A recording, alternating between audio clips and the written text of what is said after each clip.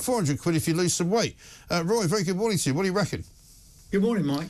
Well, obese men are what's called a hard-to-reach group. Yeah. They are... well, surely you just put out a stand with a load of donuts on it, and then you bring them all to the party. Yeah, and I was saying to producer before I came on, for 400 quid, I'll put on some weight and see if I can win some money. Well, do you know, you say that in jest, but some people might do it. You never know. This is the world's bonkers, isn't it? It is. Anyway, listen, to try and answer your impossible question, they are a hard-to-reach group. Getting men on weight loss programs is very difficult. I mean, working men particularly, it's quite difficult to reach them. There's a wonderful picture there. Is that me on the way to work? I know. But so there is a difficulty in doing it, and obesity is the biggest cause the biggest avoidable cause of cancer. It's the biggest avoidable cause of heart disease, blood pressure, and stroke. It really is a killer. And so we do have to bring obesity levels down. Of course, yesterday there was some good news. A couple of weight loss drugs were found to have an impact on cardiovascular disease as well. Right. So it's likely the NHS will be losing that. But I mean, if you think about strokes, I think they're costing us 3 or 4 billion, 3.4 billion a year. It is. I think heart attacks are costing us something like 7 billion. So anything we can do to bring obesity down, which is the root cause of the problem, it's worth having a go. It's a gimmick, but hey, you know, it might work. But of course, there are people who would say, yeah, but hang on, why should the people who are not in necessary sort of need of assistance from the NHS be funding people who don't sort of give a damn? Because an awful lot of people who are obese because they're obese. They haven't done anything to not become obese. They eat too much. They don't exercise enough, and therefore it's partly largely their own fault, isn't it? Why should the state be subsidising them to lose weight? It is quite interesting. Obesity now has become a kind of a lifestyle issue across the whole of the developed world. It was in 2013, actually, that the American Medical Association defined obesity as a disease. Right. It did that to enable American health insurance companies to pay the cost of obesity, because some of the insurance companies were saying, you're obese, you've got heart failure because you're obese, we won't pay your medical bills. Yeah. So change that. The World Health Organization now regard it as a global disease. So it is regarded as a disease. Certainly, I mean, there are lifestyle issues. I mean, anyone that goes to Starbucks and has a full fat latte and a chocolate muffin and not realise they've had enough calories to keep the English rugby team going for a fortnight, well, there's not much help for them. But I mean, if some doctor popped up and said, look, here's an incentive for you. I'm going to give you 100 quid right now if you can walk for the next 7 days, I don't know, 3 miles a day. And, that would be a weird thing to do. It might even work. It might even work, but, the money's got to come from somewhere. Yeah, it's not weird, Mike. I mean, they've actually tried that with Fitbits. They've given people Fitbits to count their steps and so on. Yeah, but we're paying for those as well. Yes, but you see, on the other side of the coin, you have to say, well, what is the cost of the outcome of obesity? And yes, you can say, OK, well, we could have a prolonged public health campaign. That would cost money as well. Here's the dichotomy, the problem I always have. What is the purpose of the NHS? Is the purpose of the NHS to sort out people when they get sick? Yes. Or is the purpose of the NHS to stop people getting sick in the first place? I don't think it is, because the problem with doing that is that people live longer. We've already seen that people have living longer than they ever were, costing even more money to the NHS. It's a lot more efficient. It's a lot more actually financially viable for the NHS to let people live their lives as they wish. And if it happens to end up in a heart attack or some kind of stroke which leaves them prematurely dead, then they won't be a drain on the NHS, will they? Well, it's true. If we all croak it early, the NHS will be a lot better off. Well, we don't all have to, but what I'm saying is why do you have to stop the people who are determined to die early because they want to live that way? Listen, why should we spend our money to save them? This is the role of public health. And public health was taken away from the NHS and given to local authorities in 2012 when Andrew Lansley was the Secretary of State for Health. public health has never really recovered from that.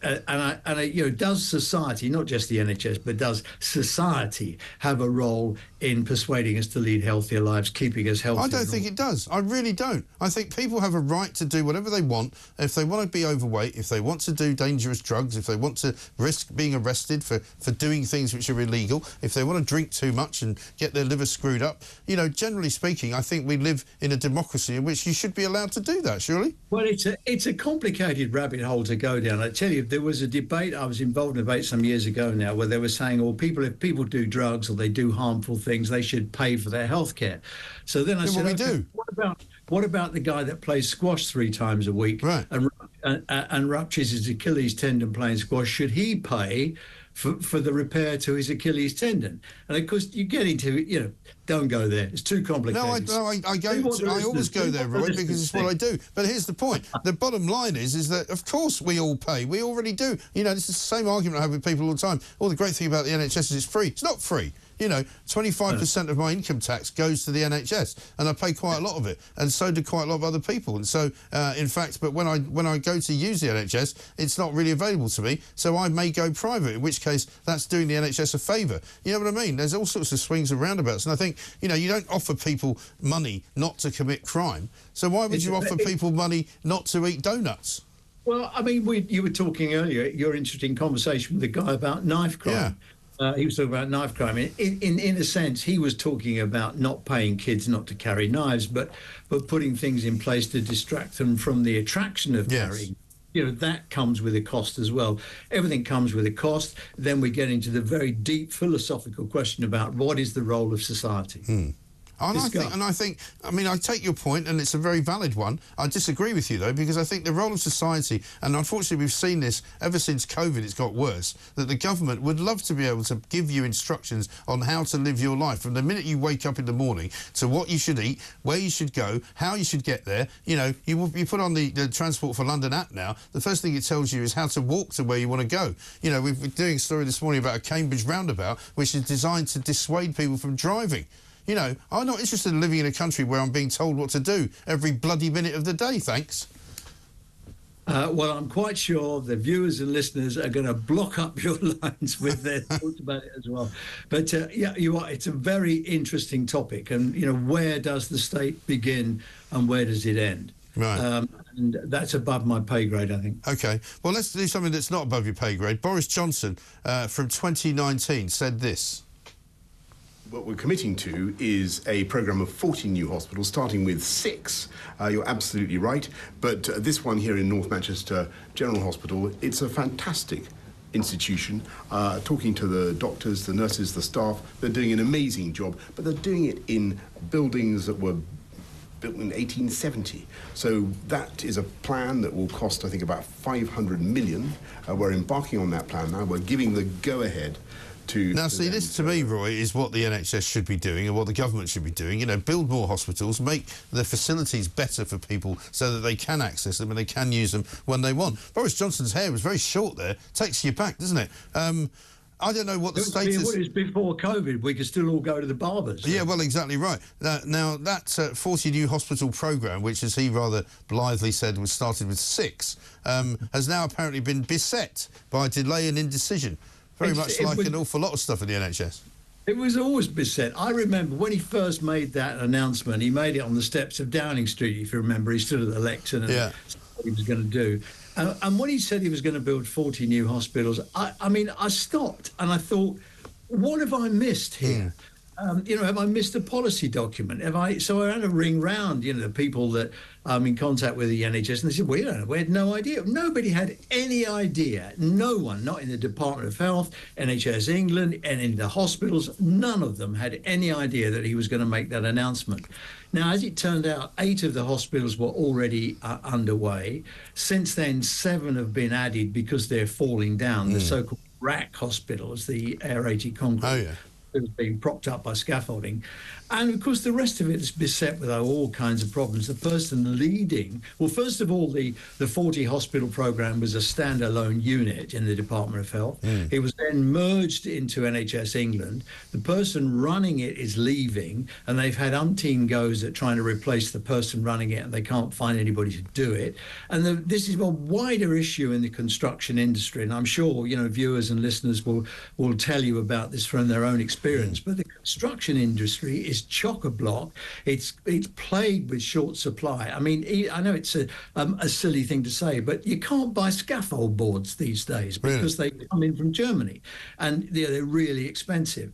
A lot of the construction industry was staffed by people from Europe. They've gone back. They can't work here anymore.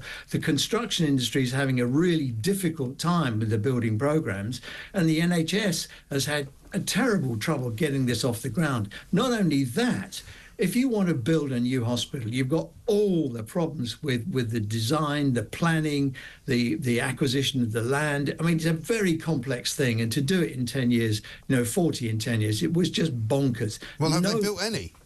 No one. Yes, they've got. There were some were underway already that was subsumed into the. And I think one or two have been open. But as far as the main thrust of the policy is concerned, it isn't going to happen. And somehow or other, the Tories have got to find their way out of this, because at the moment they're hung on, where's the 40 new hospitals? Can't see, everybody's looking for the new hospitals, can't see the hospitals anywhere. And so they've got to find a way out of this. The money... Well, I think an election's the way out of it, isn't it? Well, I mean, yes, I guess it is. But then the question then is, what's Keir Starmer going to do? Well, that's a big question. That is a very big question. Can he count for up to 40? Perhaps he can't. I don't think he can. But we'll see. Roy, good to talk to you. Thank you very much indeed. Always enjoyable. Roy Lilly there, former NHS Trust Chairman, Health Policy Analyst.